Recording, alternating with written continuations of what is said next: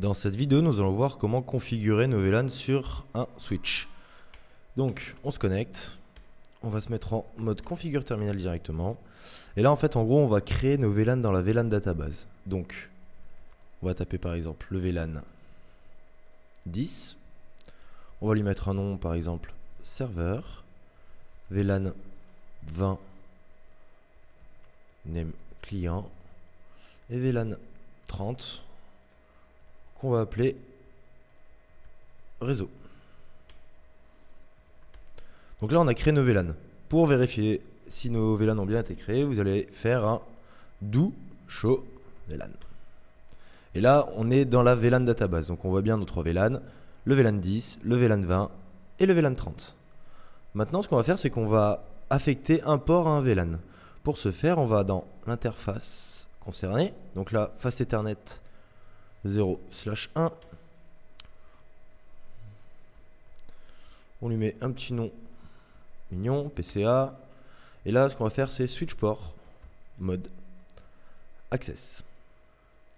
Donc, pourquoi switch port mode access? Si on regarde, on voit qu'il y a plusieurs choix. Donc, soit on peut le mettre en trunk, soit en access, ou soit dans d'autres modes qu'on verra plus tard. Donc là, on met switch port mode access. Et le mode access, on va le configurer aussi. Donc là, switch port access, qu'est-ce qu'il nous propose? VLAN. Et là, on va le mettre dans le VLAN 10.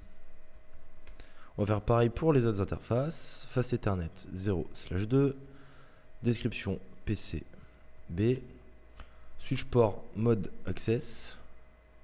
Switch port access VLAN 20. Interface face Ethernet 0/3. Description PCC. Switch port mode access et switch port access VLAN 30. Et nous avons fini de mettre nos ports dans nos VLAN. Alors ce qu'on va faire maintenant, c'est qu'on va vérifier si cette configuration a bien été prise en compte. Donc pour ça, plusieurs solutions. On peut regarder la configuration. Donc la configuration, on a la configuration de nos trois ports ici. Donc port 1, port 2, port 3. Et on voit bien que le port 1, il fait partie du VLAN 10, le 2 du VLAN 20 et le 3 du VLAN 30. Deuxième méthode, on va regarder dans la VLAN.dat. Et là on voit VLAN 10 face Ethernet 0.1, VLAN 20 face Ethernet 0.2, VLAN 30 face Ethernet 0.3. Dernière petite méthode, on peut faire un do show interface statut.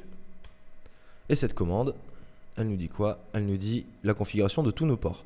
Donc là on voit face Ethernet 0.1 avec la description, s'il est connecté ou pas et à quel VLAN il appartient.